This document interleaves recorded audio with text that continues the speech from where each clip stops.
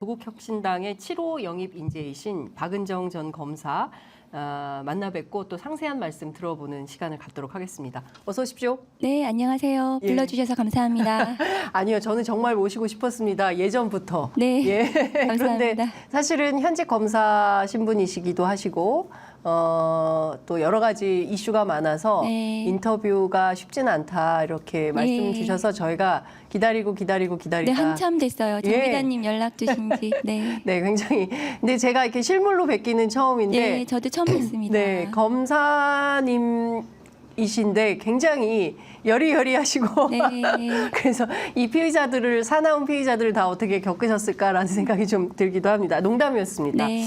자, 저희 편의점 첫 출연이신데요. 저희가 처음 출연하신 분들께는 함께 하시는 시청자분들에게 뜨거운 연대 인사 그리고 하도 세상이 사나워서 평화 인사 부탁드리고 있거든요. 그래서 저 카메라, 하얀 카메라 보시고 인사 한 말씀 부탁드릴게요.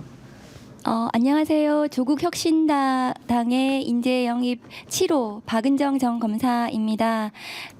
이렇게 불러주셔서 감사하고, 제가 조국혁신당에 정치 입문한 지 오늘로서 6일째 되는 날입니다.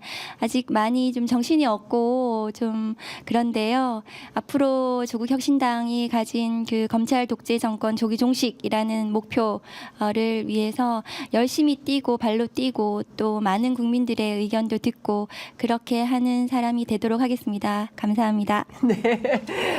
어제 그 현장에도 다녀오셨더라고요. 이종섭 전 장관 관련돼서 고발장. 네, 저희 당에서 예. 고발했습니다. 네, 그러니까 그 고발장 접수하는 현장에도 네. 나가시고, 그리고 그 전에 일요일에는 경남도당 창당대회도 참석하시고, 네, 아주 다양하게 정치 활동을 하고 계신데, 제가 이것 좀 여쭤볼게요. 검사로 사실 때와 그리고 검찰청 나와서 이제 정치 영역으로 오셨는데 좀 느낌이 좀 어떠십니까? 전혀 다른 영역 세상인가요? 네. 전혀 다른 세상이고 네.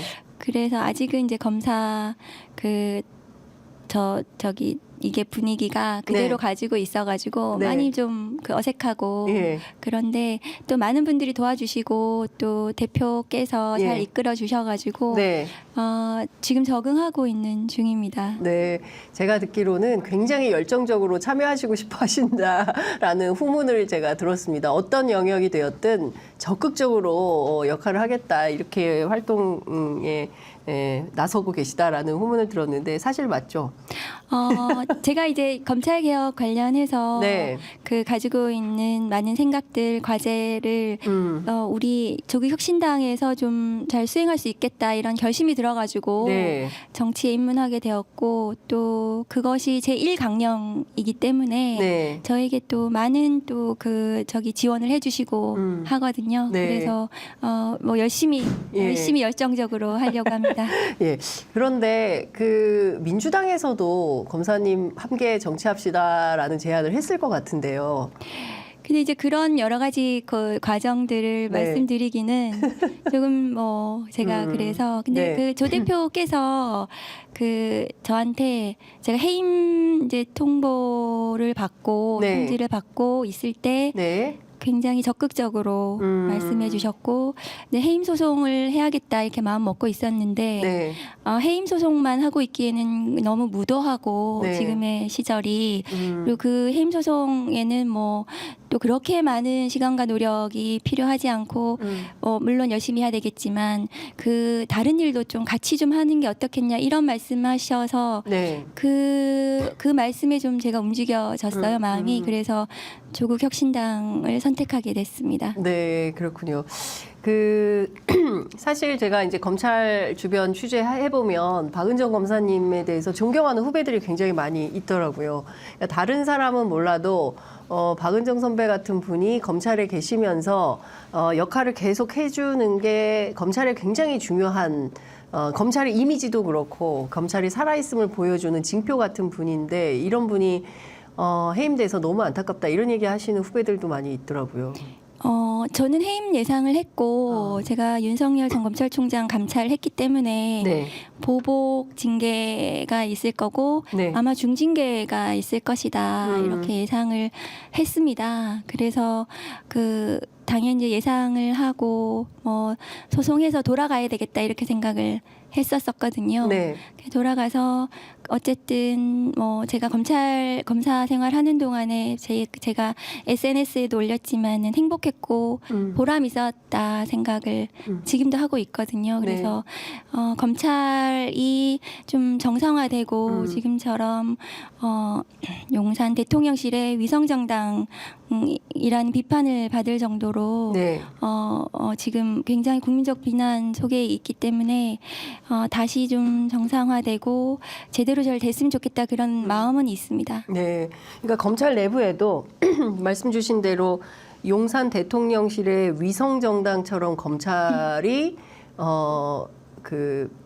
좀 자리매김하는 것에 대해서 비판적인 내부 시각도 있지 않을까요? 사실은 이제 윤석열 사단, 네. 친윤 검사들이 네. 많지가 않아요. 아, 그래요? 그 주요 포스트에 힘을 가진 자리에서 네. 있으면서 의사결정을 하고 있죠. 검찰의 의사결정을 하고 있고. 네. 그다음에 다만 이제 다른 검사들은 친윤 검사를 지향하죠. 그 자리에 들어가고 가고 싶어 하는 예. 그런 이제 그 전반적인 분위기이고 예. 다만 저는 이제 검찰에서 민생범죄만 주로 했던 형사부 검사이고 네. 그래서 그 친윤 윤석열 사단 검사들하고는 전혀 다른 시각을 가지고 있었고 네. 그래서 그 검찰 개혁이라든가 이런 부분에 있어서 저만의 어쨌든 형사부 검사들만의 시각들이 있었고 관점들이 있었고 그런 여러 가지 그 개혁 방안들이 있었죠. 네. 근데 그 내부에서 반대 목소리를 지금 낼 수가 없는 것은 네. 저를 보복 징계를 하는 것을 네. 내부에 메시지를 준 거죠. 네. 반대 목소리를 내면 저렇게 된다. 해서 더더욱 아마 다른 목소리를 내기 힘들 것이다. 그리고 사실상 검찰총장이 정치판에 뛰어든 것, 네. 임기를 마치지 않고 그 특정 정당의 대선 후보가 되어서 이 정치 행위를 하는 것 자체에 대해서 아무도 비판을 하지 않았어요 당시에. 네. 그리고 손준성 전 검사 같은 경우에는 예.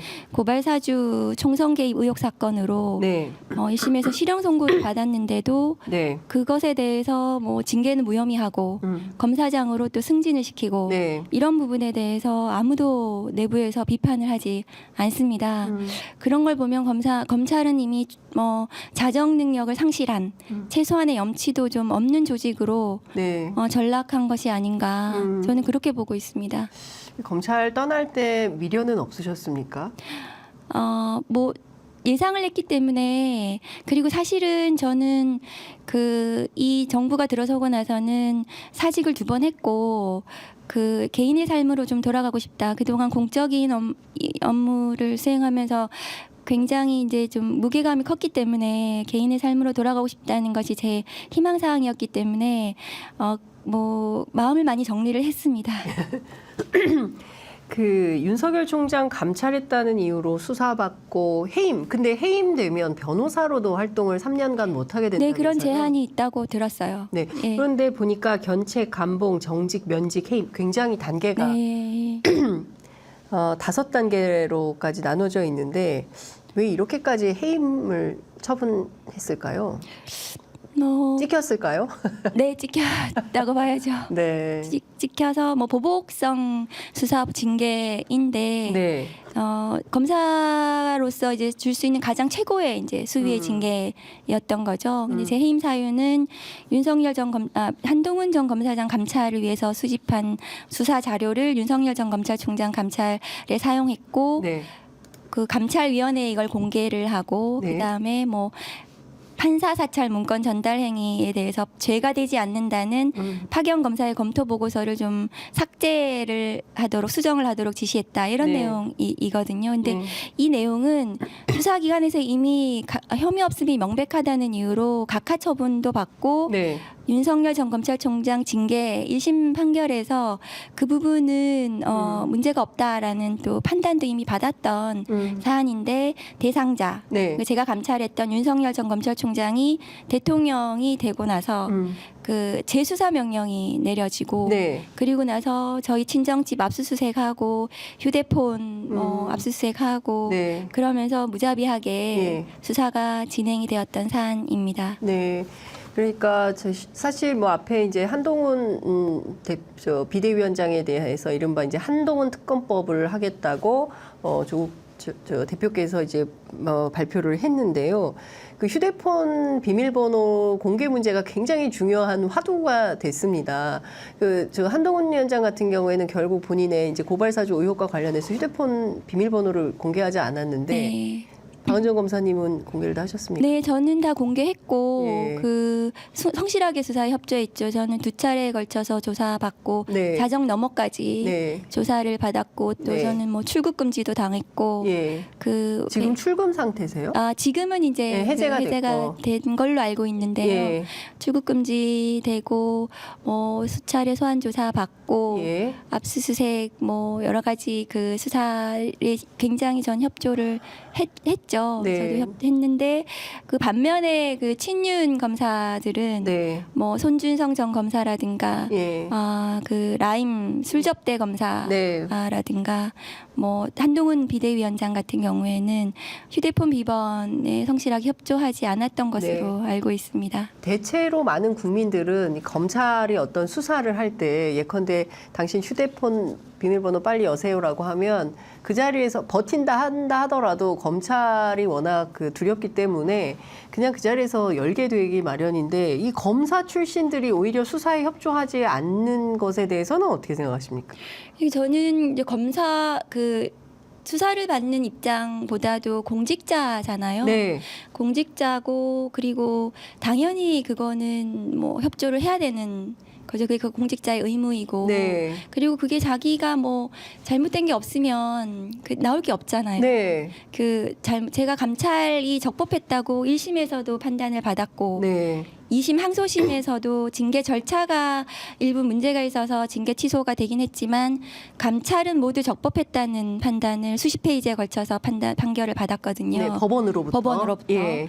그래서 저는 감찰 관련해서는 전혀 저에게 문제를 삼을 것이 없기 때문에 네. 수사에 성실히 협조를 했던 것 같아요. 예. 그래서 그런데 이제 그렇게 하지 않은 이유에 대해서는 국민들께서 굉장히 그런 부분에 대해서는 뭔가 좀 잘못되지 않았나 그 공직자로서 제대로 된 도리인가 이런 생각을 하실 것 같습니다. 네, 그러니까 뭐 저는 사실 이제 뭐 제가 법조인도 아니기 때문에 잘은 모르지만 통상의 범주에서 볼 때 어떤 그 범죄 혐의가 있다고 지목이 돼서 관련된 수사를 하는데 현직 검사 신분이 그거를 내놓지 않고 수사에 협조하지 않고 버티면 아무 일도 일어나지 않은구나라는 것에 대해서 많은 분들이 무기력감 같은 거를 느낄 것 같아요. 평범한 시민들이라면 그게 불가능한 상황인데 한동훈 위원장의 경우, 손준성 검사의 경우 이게 이런 게 특권 아닙니까? 그래서 국민들께 이제 네. 검사들이 일선의 검사들이 휴대폰 비번을 네. 제출을 해라 이렇게 말하기가 굉장히 어려워졌습니까? 어려운 혹시 그런- 수사 현장에서 그런 일이 벌어지나요? 그렇게 아마 뭐 항의하거나 그런 경우도 생길 것 같습니다. 네. 누구는 네, 한동훈 위원장은 비밀번호 네. 공개 안 하는데 왜 저한테는 이걸 열라고 하십니까? 그러면 많은 범죄 피의자들이 수사기관에 와서 뭐 그게 경찰이 됐든 검찰이 됐든 와서 수사 협조하지 않겠다라고 했을 때 이게 전례가 생겼기 때문에 수사에 굉장히 어려운 일선에서 아마 그런 어려움도 있을 것 같습니다. 네, 그러니까요. 그런 분이 지금 여당의 대표격인 비상대책위원장을 하고 있는 상황인데요.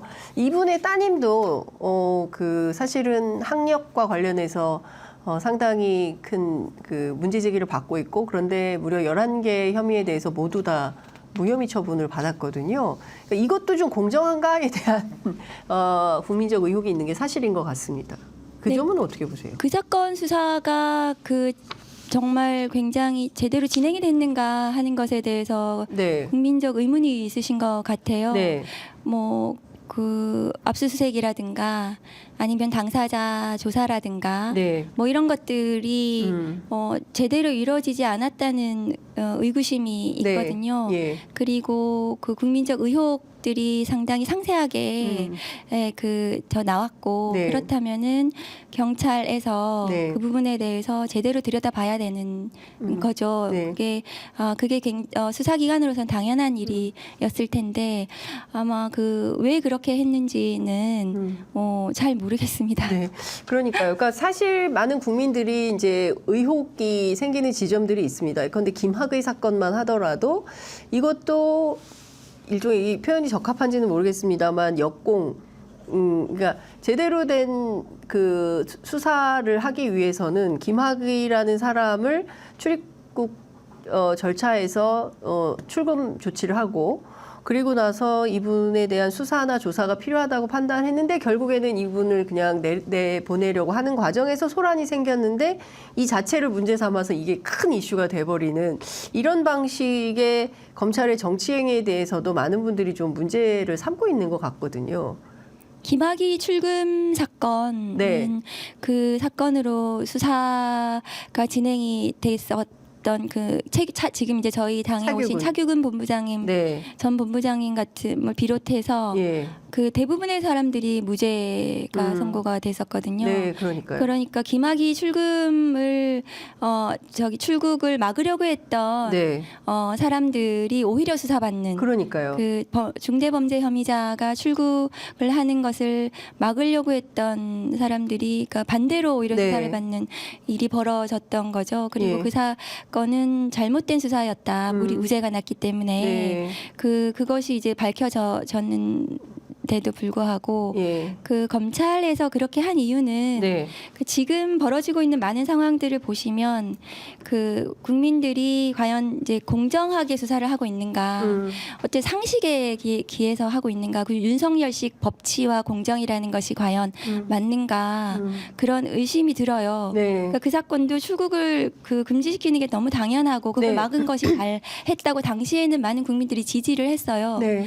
그런데 그거를 그 당시에 뭐 문재인 정부의 관련자들 그다음에 본인들이 얘기하는 친문 검사 네. 이런 사람들을 대상으로 해서 당신들이 잘못되었다 이렇게 뒤집는 이런 일을 시도를 했고 많은 또 언론들이 네. 그것이 마치 맞는 것처럼 또 보도를 하고 네. 그래서 진행이 되었던 사건이거든요. 근데 지금 정부에서 벌어지고 있는 많은 것들도 비슷하게 진행이 되고 있지 않는가. 예를 들면 최상병 네. 순직 사건 같은 경우에도 수사 무마를 하고 한다는 의혹이 있는데 오히려 박정훈 대령을 구속하려고 맞습니다. 했잖아요. 그 부분 제대로 진상을 규명해야 된다고 수사 의뢰를 하려고 했던. 그래서 많은 것들이 뒤집는 시도를 하고 그 시도가 먹히는 거기서 어쨌든 그것이 승리했던 그것이 먹혀들였던 경험을 가졌기 때문에 계속해서 반복해서 그런 일들을 진행을 하고 있다. 네. 앞으로도 변하지 않을 것이다. 저는 그렇게 생각합니다. 그 변화를 위해서 이제 정치를 결심을 하신 것이 아닌가 싶습니다. 왜냐하면 지금 말씀 주신 대로 이것이 정의인가? 이것이 상식인가? 이것이 공정인가?에 대한 그 국민적 물음이 있는 게 사실입니다. 지금 말씀 주신 고발사주 의혹 사건도 김학의 출국 금지 사건도 그리고 이제 우리 박은정 검사님 사건도 여러 가지에서 정의란 무엇인가, 공정이란 무엇인가, 상식이 도대체 무엇인가, 이종섭 장관 출국 문제도 그렇지 않습니까? 이런 도처에서 이런 일들이 벌어지기 때문에 결국 이것은 정치에서 바로잡지 않으면 오히려 역사가 역행하는 상황을 만들 수 있겠다. 이런 우려, 그런 차원에서 아마도 조국혁신당에 대한 인기가 이렇게 날로 올라가는 것이 아닌가라는 생각이 좀 듭니다. 사실 정치를 한다는 것은 쉬운 일은 아니지 않습니까? 이러저러한 공적인 이유도 있지만 이러저러한 또 사적인 이유도 있기 때문에 이걸 해야 될까 말까 되게 고민이 많으셨을 것 같아요. 그럼에도 불구하고 정치를 해야겠다고 특별한 결심을 하신 내심에는 어떤 이유가 가장 컸을까요? 아까도 말씀드렸다시피 네. 윤석열직이라는 존재, 네. 지난 정부 검찰개혁의 부산물 이잖아요. 네. 그런데 지금 대통령으로서 그 국정을 운영하는 많은 모습들이 국민들에게 지금 실망감을 주고 있다고 생각해요. 네. 그래서 지금 정치가 실종이 되고 민생이 파탄되고 내로남불식 검찰의 네. 그 형사사법 시스템들 때문에 네. 그 어떤 것도 지금 제대로 진행이 되지 않고 있지 않나. 네. 그래서 지금 가장 시급한 시대 정신이라고 할까요? 지금 가장 시급한 현안은 지금 검찰 독재의 정권, 검찰 독재를 어쨌든 종식시켜야 네. 그 다음에 정치도 회복이 되고 민생도 다시 돌아볼 수 있고 네. 공정한 형사사법 시스템도 진행이 될 수 있다 이렇게 생각을 하게 돼서 그렇다면 제가 잘 아는 검찰을 제일 잘 아는 입장에서 뛰어들어서 네. 제가 제일 앞에 서서 그 부분을 하고 저희 당에 인재 영입된 많은 분들이 많은 분야 각자의 분야에서 전문성을 가지고 훌륭한 네. 과제들을 가지고 계시는데 그분들이 일을 하실 수 있지 않을까 그렇게 생각합니다. 네. 감히 법치주의를 말하며 법위에 군림하고 공정과 상식을 입에 올리며 디올백으로 하늘을 가르는 시대의 패륜 집단을 청산하기 위함이다라고 정치에 뛰어든 이유를 말씀을 하신 바 있습니다. 제가 이것 좀 여쭐게요. 지금 윤석열이라는 사람으로 통칭되는 소위 그 정치 검찰 집단, 윤석열 대통령 혹은 윤석열 사단이 이제 제거된다면 그러면 완전히 없어질까요? 아니면 또 다른 윤석열이 생길 수 근데 있을까요? 이제 사람의 문제냐 구조의 문제냐 그렇죠. 이 문제인데 네. 저는 이제 두 가지 다 문제라고 생각이 들고 네. 그런데 왜 이런 계속 사태가 벌어졌는가를 보시면 윤석열 전 검찰총장 당시에 검찰은 지금도 그렇지만 수사권, 기소권, 영장 청구권, 그 다음에 공소 취소권, 그 다음에 기소 편의주의, 그 다음에 수사 종결권까지 다 가지고 있는 네. 집단이고 그 정점에 검찰총장이 있습니다. 네. 그러면 윤석열 전 검찰총장이 그 모든 걸 가지고 있었던 거죠. 네. 그런데 그 모든 권력을 가지고 있었던 사람이 사적 목적을 가지고 있었다면 그러면 굉장히 위험해지는 상황이었던 거죠. 네. 그래서 그 사적 목적을 검찰 권력을 사유하겠다는 마음을 가진 사람 네. 네. 그 다음에 이 모든 권력을 한 그 권력 기관에게 몰아준 구조 네. 이 두 가지가 다 문제가 될 수가 있었던 것 같고 네. 그렇다면 이 모든 권력들을 나누어야 한다. 네. 분산해야 되고 수사권도 기소권도 나누고 수사권 자체도 여러 수사기관의 수사권을 나누고 네. 기소권도 지금 공수처가 일부 기소권을 네. 가지고 있지만 그 기소권도 기소 대배심이나 이런 것들로 해서 또 나누고 네. 그 기소 대배심을 통해서 견제받고 예. 감시받고 그 다음에 또 검찰 권력에 대해서 민주적 통제, 국민의 통제를 받아야 된다. 그러면 검사장 직선제를 또 고민해봐야 된다. 네. 그러면 검사가 어쨌든 한 사람이 모든 권력을 다 가지고 있지 않게 되면은 네. 견제받고 감시받는다면 그 문제는 굉장히 많은 부분이 해소가 될 것이다 그렇게 생각을 하고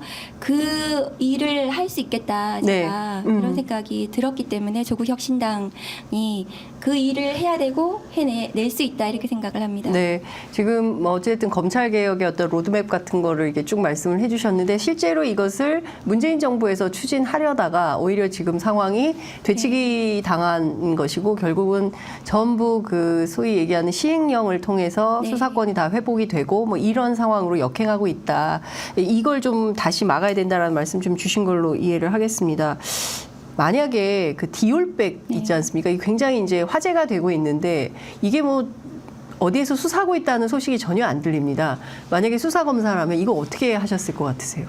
그건 너무 영상이 나와 있기 때문에 네. 그 부분에 대해서는 또 국민들께서 그 수사를 해야 된다는 그 여론이 굉장히 높은 것으로 알고 맞습니다. 있거든요. 예. 그래서 당장 수사가 진행이 돼야 되겠죠. 네. 그리고 뭐 또 당사자에 대해서 확인을 해야 될 것이고 네. 그런 부분이 뭐 당연히 진행이 돼야 되는데 네. 그 부분을 하지 않는 것이 직무유기에 가깝다. 그렇게 검찰에. 생각을. 예. 그게 이제 검찰의 수사 대상 수사권을 가진 이제 대상인지는 네. 봐야 될 것 같은데 네. 만약에 이제 그것이 뭐 그 뇌물이라든가 뭐 이런 부분들이 문제가 된다면 검찰 수사권을 가지고 있겠지만 네. 다만 어느 수사기관이든 그거는 뭐 수사를 예. 반드시 해야 되고 그 의혹을 만약에 네. 그게 아무런 문제가 없다면 그 의혹을 빨리 해소해 드리는 것이 그 도리다, 네. 공직자된 도리다 이렇게 생각을 하거든요. 다만 근데 당시에 그 이전에 뭐 윤석열, 한동훈 전 검사 네. 아들이 수사권이 굉장히 금과 옥조인 것처럼 주장을 했던 것 같아요. 예를 들면은 뭐 저 수사권을 어쨌든 검찰 수사권을 좀 뭐 분산한다라든가 네. 수사권 조정을 통해서 뭐 정리를 한다든가 이런 부분에 대해서 굉장히 저항을 하고 네. 검찰이 수사권을 가져야 그 대한민국의 정의가 뭐 수립되는 것처럼 이렇게 주장을 하고 전 검사들이 다 그 반대했지 않습니까? 네, 그에 대해서 맞습니다. 격렬하게 예. 반대했는데 지금 김건희 여사에 대한 주가 조작 사건을 네. 수사를 하지 않고 네. 있는 상황이잖아요. 예. 결정도 내리지 않고 예. 그럼 수사권을 가지고 있으면서도 그 수사를 하지 않는 검찰이 과연 수사권을 가지고 정의롭다고 말할 수 있는가? 그런 검찰에게 수사권을 다 주어야 하는가? 네. 그런 의문이 드는 상황인 거죠. 그러니까요. 그러니까 이 정의를 다시 물을 수밖에 없어요. 왜냐하면 법무부가 미니스토리 오브 저스티스 아닙니까? 그런데 이 정의가 도대체 어디로 간 거냐라는 질문을 안 할 수가 없는 것이고, 그리고 지금 이 앞서 말씀 주신 도이치모터스 주가 조작 의혹 사건 수사도 항소심 재판이 총선 이후로 미뤄진다라는 것이거든요. 그러니까 이게 정치하고 무슨 상관이길래 이거를 총선 이후로 미룬다는 것일까요? 통상 그런 일들이 많이 있습니까? 뭐 재판기를 어떻게 뭐 조정하는가는 법원의 네. 권이긴 하겠지만 그 사건은 정치적인 사건도 아니고 네. 뭐 선거에 영향을 미칠 수 있는 사건도 아닌데 네. 그렇게 미룬 건 굉장히 뭐 이해할 수 없죠. 예, 이게 상당히 석연치 않은 네. 대목이 있는 것이다. 많은 국민들이 특히 이제 민주당 야권 지지자분들께서는 김혜경 여사의 법카 문제 이거 뭐 전체 7만 8천 원 이걸로 이제 기소를 하고 결국 포토라인에 세워서 일종의 망신 주기 같은 걸 하면서 김건희 여사의 경우에는 이 디올백 300만 원짜리 가방인데 파우치라고 부르면서 소환 조사 한번 하지 않고 아예 그 종족을 감춘 이런 상황, 이게 바로 정의냐 공정이냐 이걸 묻는 거거든요. 이 점은 좀 어떻게 보십니까? 검찰 내부에서도 문제의식이 좀 있지 않을까요? 저는 그 검찰 내부에서 뭐 서로 그런 반대 의견이 있다 하더라도 그거를 그 외부에 뭐 이렇게 공개하기는 굉장히 어렵다 그런 의견을 조직 문화 때문에. 조직 문화가 예. 그렇기 때문에 그런 생각이 들고 사람들은 그 정의를 어떻게 생각하는가 하면 형평이라고 생각을 하거든요. 네. 그 공정하게 이렇게 공평하게 네. 이렇게 하는 것을 정의라고 생각을 하는데 자기 쪽에서 잘못한 부분을 처벌받는 것에 대해서는 사람들은 억울하거나 분노하지는 않아요. 잘못했기 때문에. 그리고 네. 그거는 뭐 저도 그렇고 수사에 협조를 하고 그 부분에 대해서 뭐 당당하게 하는데 네. 그런데 비슷한 사안에 대해서 왜 반대편에 대해서는 아무것도 하지 않는지 그 부분을 분노를 하는 거거든요. 네. 그렇다면 지금 그 대통령의 배우자와 그 다음에 뭐 이종석 전 장관 네. 같은 그런 측근들에 대해서 수사를 하지 않고 오히려 그거를 무마시키고 있는 이런 부분에 대해서는 굉장히 분노할 수밖에 없고 네. 그렇다면은 지금 그 야당 네. 쪽에 대해서 막 뭐 잘못했다, 범죄를 저질렀다, 뭐 범죄 혐의가 있다, 뭐 이렇게 계속 주장을 해봐야 네. 국민들의 분노는 잠재워지지 않을 것이다. 내 편, 내 배우자, 나의 측근들을 어떻게 하겠다라고 얘기를 해야 국민들이 그 부분에 대해서 수긍을 할 것이다. 그런 말씀 드리고 싶어요. 네, 그렇죠. 그러니까 적극적으로 좀 뭐 문제가 있는, 특히 이제 본인이 이제 검사 출신 아닙니까? 네. 그러니까 그렇기 때문에 더욱 더 적극적으로 대해서도 본인의 가족과 관련된 문제에 있어서 엄단하고 엄벌하는 태도를 보여야 아, 공정하구나, 정의가 살아있구나, 뭐 이런 걸 국민들이 느낄 텐데 본인 가족에 대해서는 적극적으로 감싸고 아이의 그 거부권을 행사해 버리니까요. 과거에 또 이런 적은 없지 않았습니까? 전직 대통령들 사례를 네, 보면. 대통령이 그 뭐 가족이라든가 측근의 특검에 네. 대해서 거부권 행사한 사례가 전 없다고 알고 있는데요. 네, 윤석열 전 검찰총장은 이번이 처음이 아니죠. 그 검찰총장 재직 시절에도 한동훈 전 검사장의 비위 의혹을 보호하기 위해서 네, 그 수사 방해하고 감찰 방해했다는 내용으로 네, 중대 비위 혐의가 있다는 걸로 징계 청구됐던 네, 그렇죠. 사안이었던 네. 징계 청구를 했었던 거거든요. 네. 그 당시와 똑같이 지금 뭐 그 국정을 운영하고 있다. 그렇게 봅니다. 그러니까 검찰총장 할 때도 내 측근인 맞습니다. 한동훈을 보호하기 위하여 다 수사 방해하고 감찰 방해하고 했었고, 그리고 정작 대통령이라는 가장 높은 지위에 올라서는 자기 가족인 부인을 보호하기 위하여 그 국민들이 요구하는 입법안에 대해서 거부권을 행사하면서 자기 식구 감싸기, 자기 보호만 하고 있다. 예, 이거를 그냥 두고 볼 수는 좌시할 수 없다. 이제 이런 말씀을 해주신 겁니다. 어제 그 고발장 접수하러도 가셨는데요. 네. 이종섭 전 장관의 출국 문제, 뭐 오늘 아침 보도를 보니까 한 달 안에 다시 돌아올 수도 있다. 왜냐하면 신임장을 복사본을 가지고 가가지고 네. 제대로 된 신임장을 받아서 출국을 해야 저쪽에서 호주 정부에서 이거를 받을 수 있기 때문에 이런 절차적 하자에 대한 문제도 막 나오고 있는 이런 상황인데요. 호주 대사로 해서 보냈거든요. 네. 그러니까 사실상 영전시켜서 그 네. 손준성 검사를 검사장으로 영전하고 뭐 이렇게 하던 것처럼 똑같은 방식인 건데 어제 그 외교부 장관, 법무부 장관, 윤석열 대통령 세 사람을 공수처에 고발하셨어요. 네. 어떤 취지인지.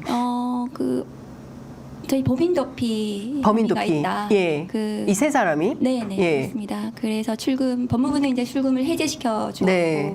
그 대통령과 외무부 장관은 호주 대사로 임명을 하면서 이종섭 전 장관은 그 최상병 전 순직 사건 그 수사무마 네. 의혹 관련해서 중대 범죄 혐의자죠. 네.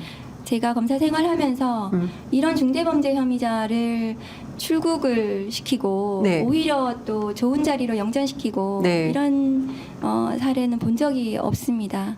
그 윤석열 전 검찰총장은 본인이 특수부 검사였기 때문에 네. 이런 사건 수사를 어떻게 해야 되는지는 너무나 잘 알고 있죠. 처음에 수사가 시작되면 압수수색을 하고 네. 그 압수수색한 내용들을 포렌식을 하고 중요 참고인들을 모두 조사를 하고 네. 그리고 그 조사 결과에 따라서 네. 피의자는 맨 마지막에 부르는 거죠. 네. 그런데 이 사건 박정훈 대령은 이틀이나 조사를 받았다고 맞습니다. 합니다. 예. 굉장히 긴 시간을 예. 조사를 받았고 중요 참고인. 네. 그렇다면 이 이종섭 전 장관은 공수처에서 4시간 면죄부 조사를 받은 것이 아닌가. 네. 그리고는 출국을 시켰어요. 맞습니다. 그러면 이거는 수사의 ABC도 제대로 되지 않은 엉망진창 예. 이 절차인 네. 거거든요. 이런 절차를 진행을 시키는 것은 분명히 네. 뭔가 그 의도가 있는 것이 아닌가 그렇게 생각합니다. 여기에 숨은 의도라고 하면 어떤 게 있겠습니까? 왜냐하면 7월 30날 이종섭 전 장관은 박정훈 대령에게 수사 보고를 받으면서 정말 수사 고생했다, 네. 잘했다. 모두 결제하고 예. 예. 그러고 나서 그 이튿날 오전 11시 45분 네. 대통령실로부터 전화를 받고 그리고 갑자기 바뀐 거거든요. 태도가 180도로. 그러면 이 전화의 주인공이 누구였을까? 이걸 밝혀야 되는 거 아닙니까? 당연히 그것은 밝혀야 되는 수사의 가장 기본적인 부분이겠죠. 네. 그런데 이게 이종섭 전 장관에 대해서 조사를 해서 네. 혐의가 인정이 되면 뭐 구속영장을 청구한다거나 이런 네. 수사가 진행이 돼야 되겠죠. 예. 그러면 그 다음은 누구인가? 예. 그 다음 수사는 어떻게 진행이 되어야 되는가를 예. 봤을 때 당연히 대통령실 네. 수사가 진행이 돼야 하는 예. 거겠죠. 예. 그런 부분에 대해서 그런 중요한 범죄 혐의자를 출국을 시켰다는 것은 네. 뭐 짐작이 뭐 할 수밖에 없는 일이죠. 통상의 손준성 전 검사 네. 수사정보정책관실에서 네네.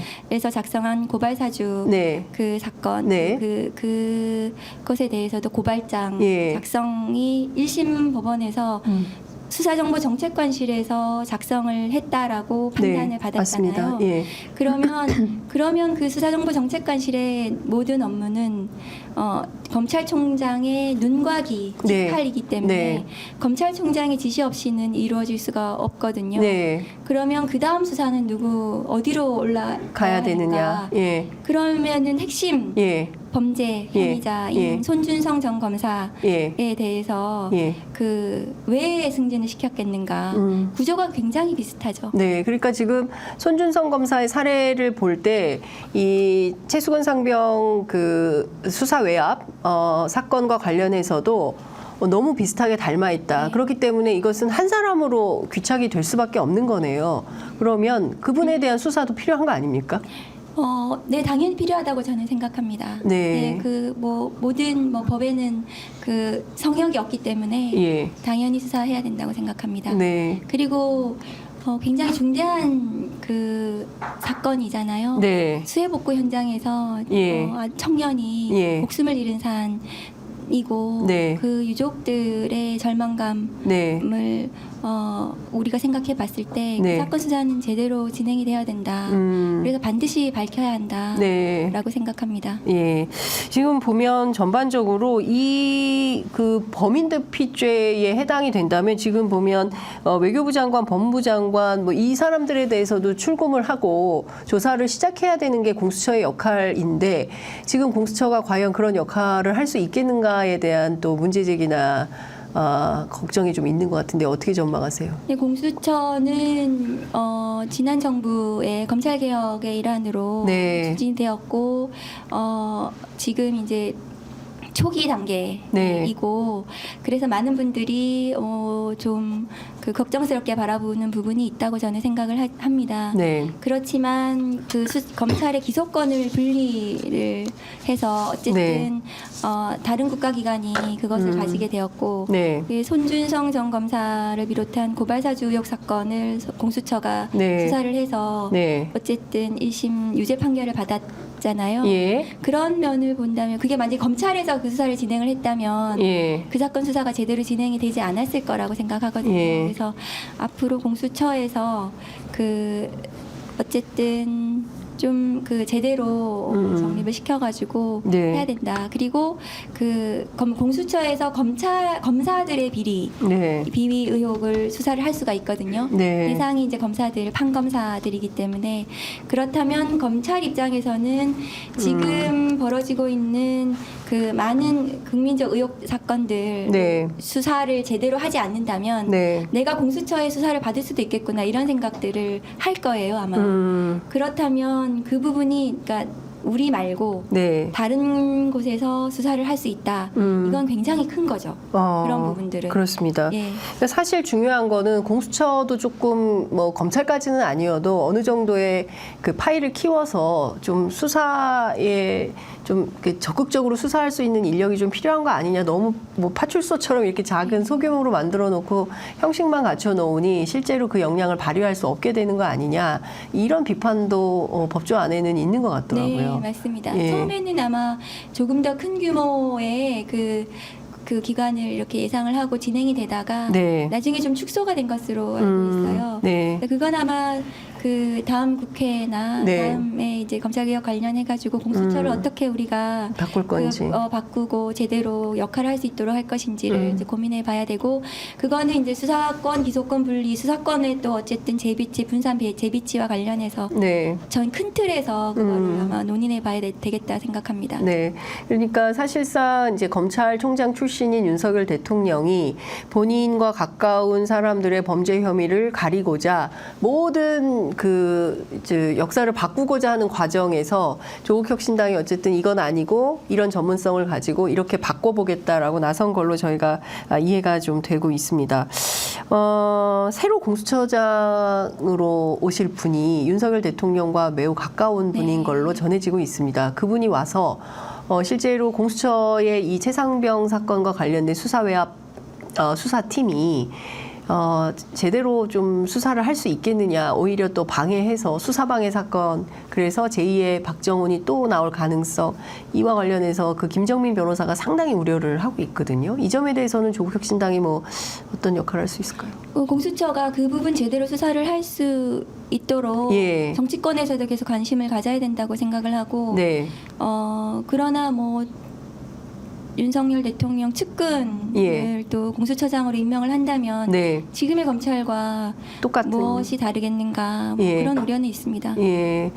그러니까 사실상 검찰과 비슷한 조직이 또 하나 생기는 것이고, 사실은 여기에서 그 대한민국의 그 뭐 장관급 이상의 주요 범죄 혐의가 있는 대목에 대해서 적극적으로 수사를 해야 되는데, 고위공직자들에 대한 수사 자체가 제대로 안 이루어질 가능성도 오히려 더 커지는 거다. 이거를 바꾸려면 어떻게 해야 됩니까? 지금은 어쩔 수 없는 거 아닙니까? 새로 신임 공수처장이 오게 되고 이 기조를 바꿔버리면 그 안에서 수사를 적극적으로 할 수 없게 되는 거 아닐까요? 그래서 아마 제2의 이제 박정훈 대령 네. 건을 또 걱정을 하시는 것 같고요. 네. 그래서 뭐 다음 국회에서 그 부분에 대해서도 저희가 네. 적극적으로 만일에 그렇다면은 지금 이제 최상병 관련한 특검이 네. 또 돼 발의되어 있죠. 있잖아요. 예. 그러면 이 공수처든 검찰이든 공정하게 수사를 할 수가 없다고 판단되면은 네. 그 대통령으로부터 독립된 특검에서 이 네. 사건 수사를 제대로 할 수 있도록 해야 되고 국회가 그 부분에 힘을 모아야 된다고 네. 생각합니다. 그렇습니다. 말씀 주신 대로 4월 4일 국회 본회의에 그 최수근 상병 사건과 관련된 특검법이 자동 부의가 되게 되는데, 이것 역시도 윤석열 전 검찰총장이라면 또 거부권을 행사할까요? 본인과 관련된 문제인데. 네, 그 부분은 뭐 거부권 행사할 거라고 저는 예상이 됩니다. 그 너무. 이게 반복적인 거부권 행사가 네. 과연 네. 그 제대로 된 대통령으로서 그 권한 범위 내에 있는지는 검토해봐야 될 것 같고, 특히나 뭐 측근 배우자와 네. 관련한 예. 그 거부권 행사 같은 경우에는 그것이 이해 충돌의 네. 여지도 있고 하기 때문에 네. 그 나중에 그 부분이 그 정당하게 행사가 됐는지 부분은 다시 들여다봐야 한다고 생각합니다. 네, 그렇습니다. 아니, 근데 이거는 이해충돌도 심각한 거 아닙니까? 본인의 문제와 네. 관련된 건데, 이것을 또 10번째 그러면 거부권을 행사를 하게 되는 것이고, 부인과 관련돼서 설마 거부권을 행사하겠어? 했는데 했어요. 그런데 본인과 관련된 문제도 거부권을 또 행사할 거라고 100% 그렇게 보시는 겁니까? 박은정 검사님은? 네, 저는 그렇게 보고. 윤석열 검사라면 능히 네. 100% 거부권을 행사할 것이다. 네, 저는 그렇게 생각합니다. 본인 문제와 관련해서도. 이거 너무 설명표 아닙니까? 예전에 이제 제가 예. 징계 청구했던 네. 채널A 검언유착 네. 사건 수사방해, 감찰방해 관련해서도 수사 당시에도 네. 그 당시에 본인이 한동훈 전 검사장과의 특별한 이해관계 때문에 예. 그 본인이 수사 지휘를 하지 않겠다라고 네. 선언을 하고 대검 부장회의에 일임을 네. 했는데도 네. 그 후에 이제 이 수사가 진행이 되고 한동훈 전 검사장을 피의자로 특정이 되고 네. 휴대폰 압수수색이 되고 뭐 이런 과정에서 네. 그 수사 지휘를 하지 않겠다는 선언을 번복을 했어요. 그 당시에도. 그 당시에도. 네, 그 당시에도 번복을 했- 하고 그 후에 이제 본인이 직접 네. 수사 자문단을 소집을 하고 예. 했던 그 사례가 있기 때문에 네. 그 모든 사건에서 예. 비슷하게 저는 갈 거라고 생각합니다. 이야, 제가 보기에는 이게 정말 납득할 수 있는 일인가 싶습니다. 이러고도 저희가 공정과 상식이 살아있다고 말할 수 있을까요? 제가 보기에는 조금 어렵지 않을까. 아이들에게 조금 부끄러워질 수 있겠다라는 생각이 좀 들기도 합니다. 그런데 왜 박은정 검사님께는 친문검사 이런 네. 타이틀이 붙는 겁니까? 언론이 붙인 겁니까? 누가 붙인 겁니까? 당시에 아마 제가 윤석열 전 검찰총장을 감찰을 하고 네. 그래서 제가 저를 그렇게 프레임을 그렇게 네. 만들어야 네. 윤석열 전 검찰총장 측에 유리한 네. 그것이 아니었을까 생각을 하고 네. 친문 검사라면 뭐 윤석열 전 검찰총장이 고검장 건너뛰고 네. 검찰총장으로 직행을 한 네. 그리고 한동훈 전 검사장도 본인의 화양연화가 문재인 정부 당시였다고 네. 얘기했잖아요. 예, 그러면 예. 친문검사가 과연 누구인가? 제가 친문검사였다면 문재인 정부 시절에 검찰에 꽂힌 검사장 승진을 했겠죠. 저는 검사장 승진도 못하고 네. 평범하게 그냥 검사 생활이 마감된 검사이기 때문에 저를 그렇게 친문검사로 한다는 것은 문제가 있다. 그거는 언론과에서 잘못된 프레임이고 저를 또 그 당시엔 추미애 사단이라고 네. 또 많은 분들이 많은 곳에서 그렇죠. 공격을 했었어요. 2020년 추미애 네. 법무장관 시절에 감찰 담당관. 감찰 담당관이었기 예. 때문에 예. 그러면 그 추미애 지금 전 장관님이 친문인가 네. 지금 저는 그러네요. 아니라고 보거든요. 예. 그러면 어떤 때는 저는 추미애 사단이었다가 예. 어떤 때는 친문 검사였다가 마음대로 붙이고 싶은 대로 예. 그 윤석열 전 검찰총장과 그 친윤 언론들이 예. 공격하고 싶은 대로 저는 예. 그렇게 아무데나 갖다 네이밍한 붙여가지고. 것이다 저는 그렇게 생각하고 네. 저는 그냥 굉장히 평범한 검사였고 네. 24년 동안 형사부에서 그 민생범죄 그냥 수사했던 검사고 주류에 있지 않았고 네. 그랬기 때문에 그렇게 하는 것에 대해서는 굉장히 저는 억울하다고 생각합니다. 그러니까 24년간 네. 봉직했던 그냥 비주류 현장에서 열심히 일하는 그 형사부 검사였는데 본인들 멋대로 친윤 언론들의 뜻대로 필요하면 친문 검사, 필요하면 추미애 사단 이런 식으로 억지로 갖다 붙인 것에 불과하다 이런 말씀 좀 주셨습니다. 추미애 장관은 왜 박은정 검사에게 그 감찰 담당관을 맡겼을까요?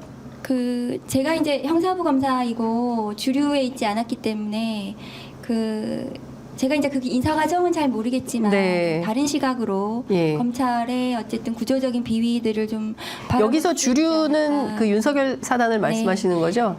윤석열 사단, 네. 그다음에 특수부 검사, 특수부. 그 언론에서 방송에서 예. 주목하는 예. 그런 스타 검사들. 그런 예. 검사 특수 수사를 하는 정치적인 수사를 하고 예. 이런 검사들이 주류이겠죠. 예. 저는 그런 일을 하지 않았고 그냥 평범한 형사부 일을 했기 때문에 그런 검사가 어쨌든 검찰의 구조적인 비리들을 좀 바라볼 수도 있지 않을까 그런 취지로 네. 아마 그 자리에서 업무를 하게 된 것 같습니다. 네.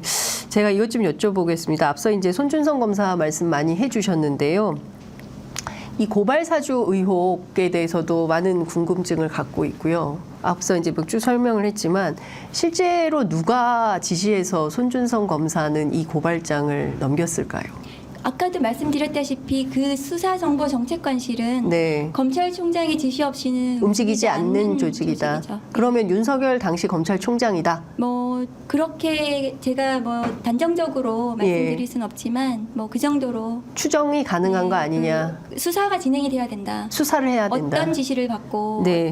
왜 그 일을 하게 됐는지. 손준성 검사를 왜냐하면은 그 사건은 단순한 고발사주 사건이 아니라 네. 검찰의 총선 개입 의혹 그렇습니다. 사건이거든요. 예. 20대 총선을 예. 총선에 그 후보로 나온 사람들을 직접 고발을 예. 하고 네. 이랬던 사건이기 때문에 네. 그 후에 이제 최강욱 의원에 대해서는 당시에는 고발을 하지 않았고 그 후에 고발을 하긴 했지만 네. 그랬기 때문에 그거는 검찰의 정치적 중립성을 상당히 심각하게 위협하는 검찰권 자체에 대한 근본적인 문제 제기가 가능한 사건이기 때문에 반드시 실체가 밝혀져야 하고 네. 윗선에 대한 수사가 진행이 돼야 된다 그렇게 생각합니다. 네. 사실 이제 앞서 쭉쭉 설명을 해주셨는데요. 이제 그 검경 수사권 조정 문제가 사실 굉장히 중요한 화두였지만 이게 그냥 어영부영 그냥 흐지부지 돼버린 상황이에요. 특히 이제 국회 사개특위에서 한국형 FBI를 반드시 만들겠다고 했는데 그 논의의 출발조차 아마 회의도 한번 못했을 겁니다. 제가 늘 이제 추적을 하고 있는데 거의 그 회의를 했다는 얘기를 듣지 못했어요. 예컨대 이제 국회에 들어가시게 된다면 1호 법안이나 검찰개혁 관련해서 어떤 내용을 좀 준비를 하고 계실까요? 지금 이제 1호 법안은 지금 윤석열 정부 그다음에 네. 윤석열 그 대통령이 검찰총장 재직 시, 네. 그 다음에 대통령 재직 시에 그 지금 뭐 그 일어났던 많은 비위 의혹들에 네. 대해서 제대로 된 수사가 진행이 돼야 된다 네. 저는 생각을 하고 예. 그런 부분에 대해서 제가 징계 청구했던 그 채널A 검언유착 사건의 감찰방해 수사방해 사건 자체도 네. 항소심에서 절차 위법으로 취소되기는 했지만 그 중대 비위 의혹은 직권남용의 혐의 네. 그 소지가 있다 예. 이렇게 1심 법원에서 판단을 했고 항소심 법원에서는 그 비위 자체 실체에 대해서는 판단을 하지 않았습니다. 네. 그러니까 제가 적법하게 감찰한 수집한 증거들은 그대로 남아 있는 거죠. 예. 그러니까 수사가 더 필요하지도 않습니다. 아. 증거들이 모두 있는 거죠. 있는 이미. 이미. 그러면 그 증거들에 기반해서 과연 직권남용 범죄 혐의가 있는지에 예. 대해서 수사가 진행이 돼야 된다. 그런 중대 비위들을 비롯해서 네. 그 대통령과 네. 그다음 대통령 배우자의 네. 지금 그 의혹들 예. 이런 부분에 대해서 부부 쌍특검을 네. 우리 발의해야 된다. 네. 그래서 그 부분을 제대로 국회에서 예. 진행을 시키고 국민들께 의혹을 해소시켜 드려야 된다. 그렇게 생각합니다. 사실 큰 싸움을 위한 장도에 나선다고 봐야 될 것 같습니다. 사실은 오래된 대한민국의 기득권 중에 하나가 검찰 권력 아니겠습니까? 그리고 그동안은 사실 이제 권력에 편승해서 어느 정부가 들어오든 검찰이 권력에 충직하게 복무를 하다가 권력 교체기가 되면 그때는 이제 검찰권을 가지고 새로운 권력을 향해서 또 해바라기처럼 쫓아간다. 이제 이런 비판을 늘 받았습니다. 그렇기 때문에 검찰에 대해서 좋은 시선은 별로 없는 게 사실이고요. 그런 차원에서 새로운 검찰로 태어나기 위한 어떤 노력 이런 게 좀 필요하고 정말 대한민국의 소수자나 약자들이 보호받고 있는 그런 검찰권 행사가 되고 있는 건가에 대한 국민적 문제제기도 많은 게 사실이어서 그 점에 있어서도 사실 그런 수사들 많이 하셨잖아요, 과거에. 이 소수자와 약자와 관련된 수사도 네. 많이 하신 걸로 여성 네, 그렇죠. 여성, 아동, 사회적 약자, 이상 민생범죄 네. 주로 그러니까요. 했죠. 예, 그러니까 그런 사건들에 대해서도 사실은 검찰이 좀 잘 살펴보고 이런 검찰이 돼야 되지 않을까라는 기대는 있는데 과연 이 벽을 뚫을 수 있을까에 대한 좀 그 걱정, 우려가 있어서 국민들께서 도와주지 않으면 좀 어려울 것 같기도 합니다. 사실은요. 저는 지금 윤석열 그 검찰 독재 정권을 조기 종식시키는 것만이 네. 그 시대 과제다 예. 이렇게 생각을 조기 종식을 하거든요. 어떻게 시킬 수 있을까요? 그래서 네. 지금 네. 총선을 앞두고 지금 검찰 정권에 문제가 있다라고 생각하는 많은 국민들이 물론 네. 다른 의견이 있을 수 있겠지만 가장 시급한 과제다. 그래서 단일 대우로 네. 모두 힘을 합쳐서 네. 저는 연대해야 된다라고 생각을 하거든요. 네. 조국 혁신당이든 어느 당이든 네. 어떤 정치 세력이든 모두가 합심해서 네. 이 독재를 빨리 종식시켜야 한다. 그래서 이번 총선에 그 힘을 모두 보여주셨으면 좋겠다. 네. 그렇게 생각하고 조국 혁신당이 그 제일 앞장서서 네. 앞에 서겠다. 화살을 맞더라도 예. 저희들이 예. 그동안 많은 화살을 맞았지만 또 화살을 맞더라도 앞장서겠다. 그런 결의를 하고 있습니다. 네. 화살을 맞더라도 지금까지 많이 맞아왔지만 앞으로 더 큰 화살이 어떻게 온다 할지라도 박은정 검사님과 그리고 조국혁신당이 맨 앞열에 서서 그 화살을 다 맞고 윤석열 검찰 독재 정권을 조기 종식하는 데 역할을 하겠다 이런 말씀 좀 주셨습니다.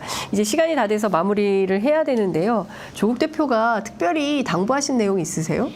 특별히 없으셨고 예. 굉장히 결기를 보여주셨고 단호하셨고 끝을 보겠다라는 태도 말씀을 해주셨어요. 끝을 보겠다. 네, 끝을 보겠다. 네. 그런 점이 굉장히 저는 와닿았기 때문에 네. 제가 가서 어떤 일을 할 수 있겠다. 그렇게 저는 생각했습니다. 네. 예, 끝을 보겠다고 하셨고 그 끝에 아마 당당히 박은정 전 검사 같이 계시지 않을까 싶습니다. 자, 이제 마무리를 해야 돼서요. 끝으로 꼭 하시고 싶으신 말씀 있으시면 한 말씀 듣고 마무리하겠습니다. 저는 사실 정치를 할 생각이 없었고 굉장히 고민을 하고 망설였습니다. 그런데 그리고 저희 그 주변에 제가 또 존경하는 대학 총장 하시고 이사장 하셨던 어떤 분이 그동안 너무 고생했기 때문에 좀 쉬고 여행도 다니고 하면 좋겠다라고 만류도 하셨고 가족들도 반대가 좀 있었는데요. 그럼에도 불구하고 일을 좀 할 수 있겠다. 그리고 작은 힘이나마 이 독재로 가는 국민이 선출하고 권력을 위임했다는 이유로 모든 부분에서 예외가 될 수 있다면 그것은 독재로 가는 길이다 일 텐데 그 독재로 가는 길목에 좀 제가 좀 막아서는 일을 좀 할 수 있겠다 생각해서 나섰습니다. 윤석열 대통령이 지금 자리에서 내려온다면 저도 바로 정치를 그만둘 생각입니다. 그래서 이 무도하고 비정상적인 정권을 종식시키는데 정말 열심히 최선을 다하겠습니다. 아유, 마지막 말씀이 상당히 울림이 큽니다. 윤석열 대통령이 권좌에서 내려오면 나도 정치를 그만두겠다. 처음부터 정치할 생각은 없었다. 그렇지만 대한민국이라는 이 소중한 나라가 독재 국가로 가는 것은 용납할 수가 없다. 이런 말씀 주신 걸로 이해하도록 하겠습니다. 어제 한겨레 신문 보도에 따르면 스웨덴의 민주주의 연구소에서 대한민국이 폐쇄적인 독재 국가로 가고 있다라는 보고서가 나왔습니다. 그걸 보면서 많은 국민들께서 대한민국의 오늘을 진단하는 해외 지표가 나온 것이 아닌가 싶다 이렇게 판단을 하실 것 같은데요. 여하간 이 길에 저희들이 혹시라도 언론으로서 도움이 될 일이 있다면 적극적으로 저희가 현장에서 보도하겠다는 말씀 드리면서 마무리하도록 하겠습니다. 오늘 말씀 잘 들었습니다. 고맙습니다. 감사합니다.